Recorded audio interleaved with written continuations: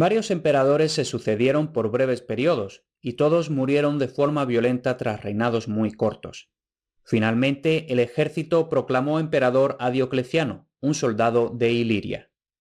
Parece que una sacerdotisa del norte había vaticinado una vez que Diocleciano obtendría el trono de Roma cuando hubiera matado a un jabalí. Toda la gente de ese tiempo era muy supersticiosa, por lo que Diocleciano pasó mucho tiempo cazando, pero aunque mató a muchos jabalíes, durante mucho tiempo no lo nombraron emperador. Los dos emperadores que habían reinado antes que Diocleciano fueron asesinados por un fornido soldado llamado Apro, que en latín significa jabalí.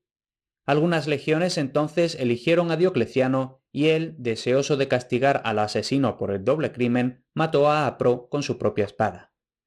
Sus soldados estaban familiarizados con la profecía de la sacerdotisa, por lo que dijeron que ahora seguro que conseguiría el trono porque había matado a un jabalí. Y así fue. El único rival de Diocleciano murió pronto y entonces todos los romanos lo eligieron emperador. Sin embargo, Diocleciano comprendió que el imperio romano era demasiado extenso y difícil de gobernar para un solo emperador. Por tanto, nombró a su amigo Maximiano colega en el imperio, y así ellos dos fueron proclamados augustos, y entonces dijo que Galerio y Constancio debían ser proclamados césares y les dio también una parte del imperio. Estos 4 gobernantes tenían sus capitales en Nicomedia, Milán, Sirmio y Tréveris. Con esto comienza una nueva época en la que Roma ya no tiene una única capital que concentra todo el poder.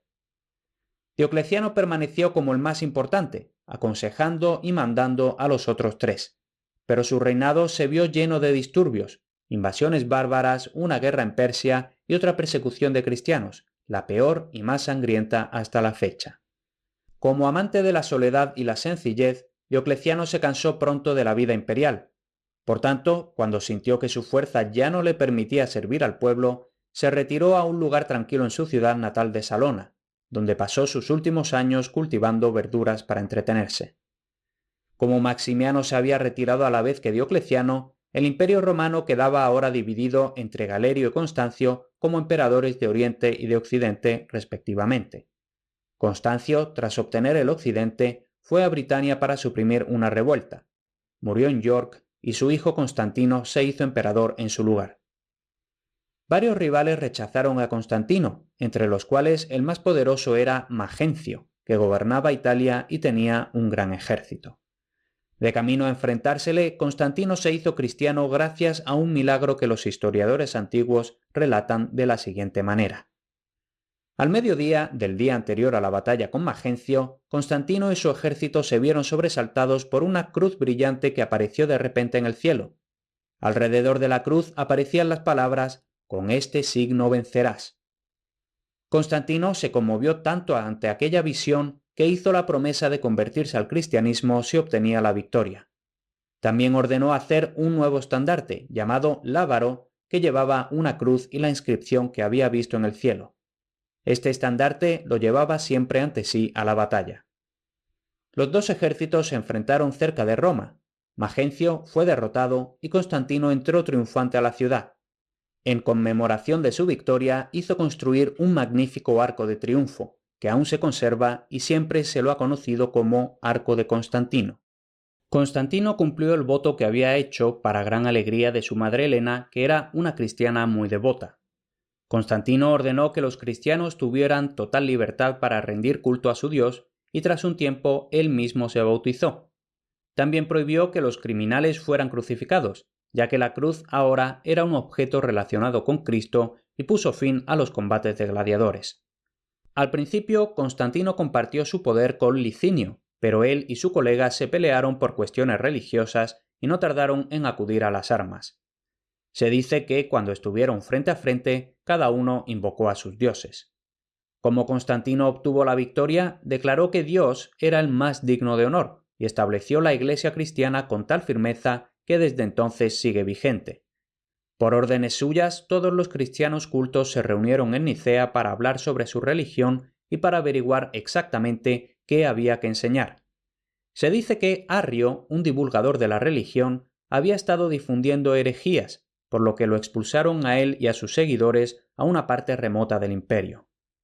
Constantino cambió luego la sede de gobierno a Bizancio, que hizo reconstruir, y recibió el nombre de Constantinopla en su honor, es decir, ciudad de Constantino. Como logró tantas cosas durante su reinado, este emperador fue conocido como el Grande, aunque realmente no era un hombre tan bueno.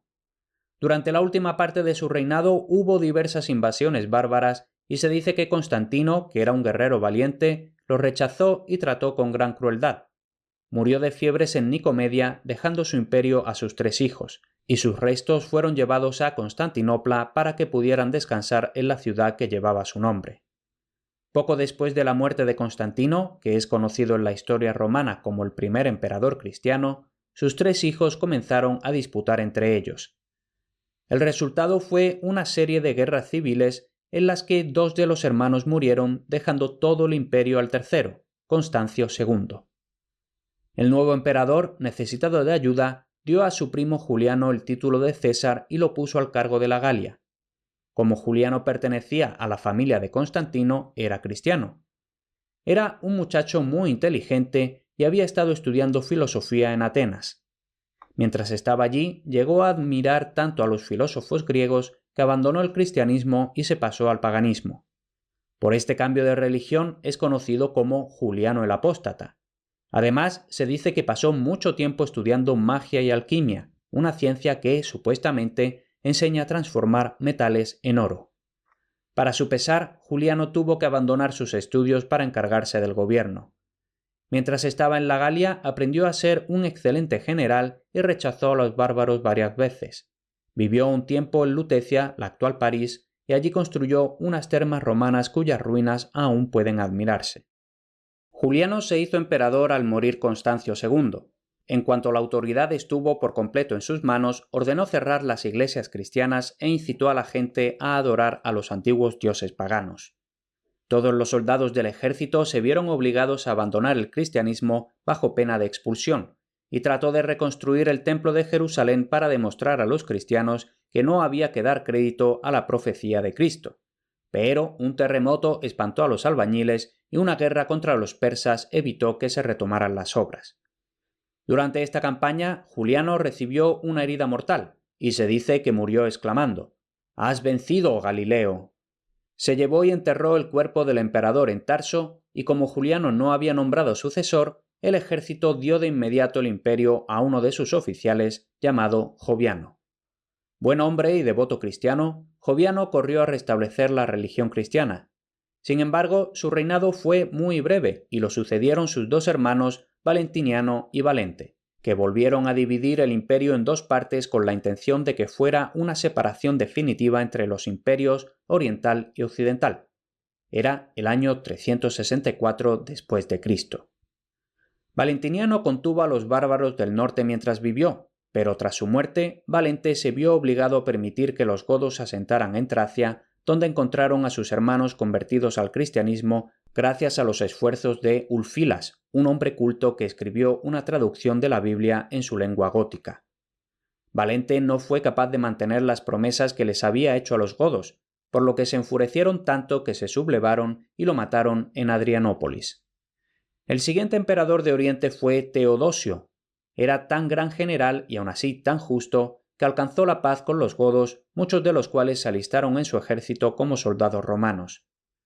Tras años de guerra continua contra los bárbaros y los emperadores de Occidente, Teodosio llegó a ser el único gobernante del Imperio romano, y así obtuvo el sobrenombre de El Grande. Durante su reinado hizo que sus súbditos abandonaran a todos los dioses paganos excepto a la Victoria, a quien no estaban dispuestos a abandonar. También se hicieron muchas reformas entre los cristianos, y los arrianos volvieron a ser tachados de herejes, y entonces los cristianos verdaderos tomaron por primera vez el nombre de católicos. Teodosio fue el último emperador romano cuyo poder se extendió por todo el imperio, y cuando murió dejó el gobierno de Oriente a su hijo Arcadio y el de Occidente a su hijo Honorio.